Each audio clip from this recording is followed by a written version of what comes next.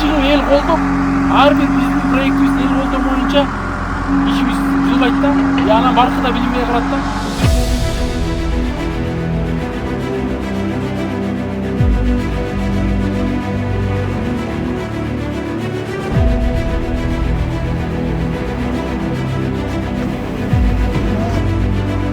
Жүз кожолуктун үйүнө суу эсептегичтер менен ар бир үйгө таза суу 24 саат бою талапка жооп бере турган кылып сону киргизип атабыз.